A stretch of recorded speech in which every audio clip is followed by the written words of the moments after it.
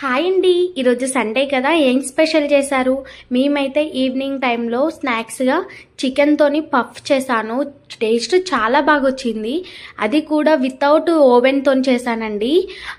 ఇంతవరకు మీరు ఇట్లా ఎప్పుడు ట్రై చేయకపోతే ఒకసారి ట్రై చేసి చూడండి. డెఫినెట్గా చాలా సింపుల్ అండ్ ఈజీగా చేసుకోవచ్చు. అది కూడా లేయర్గా చాలా బాగా వచ్చింది. చికెన్ పఫ్ అయితే చాలా బాగుంది. టేస్ట్ కూడా ఏం లేదు, స్టవ్ ఆన్ చేసి ఒక ప్యాన్ పెట్టుకొని అందులో 2 టేబుల్ స్పూన్ ఆయిల్ వేసుకొని 2 మీడియం సైజ్ ఆనియన్ కట్ చేసుకొని వేసుకోవాలి.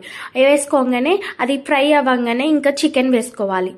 చికెన్లోని వాటర్ ఎగిరిపోగానే అందులో అల్లం వెల్లుల్లి పేస్ట్ వేసుకోవాలి. అల్లం వెల్లుల్లి పేస్ట్ వేసుకోగానే పసుపు కూడా వేసుకొని టమాటా కూడా వేసుకొని ఒక 5 మినిట్స్ పాటు ఉడికించుకోవాలి. టమాటా ఉడకంగానే ధనియా పౌడర్, గరం మసాలా, కారము, ఇంకా కొద్దిగంత కరివేపాకు వేసుకొని అంతా కూడా ఒక 10 మినిట్స్ పాటు ఉడికించుకున్నాక ఇంకా స్టవ్ ఆఫ్ చేసుకోవడమే. ఆల్రెడీ మీకు పిండి పిసికే విధానం తెలుసు కాబట్టి నేను చూపించలేదు. డీటెయిల్గా మీకు కావాలంటే కామెంట్ సెక్షన్లో కామెంట్ చేయండి. ఒక వీడియో చేసి మీకు డీటెయిల్గా ఎక్స్ప్లెయిన్ చేస్తాను. అలాగే ఇక్కడ మైదా పిండితో షీట్ చేశాను. లేదంటే మీకు బయట కూడా షీట్లు దొరుకుతాయి.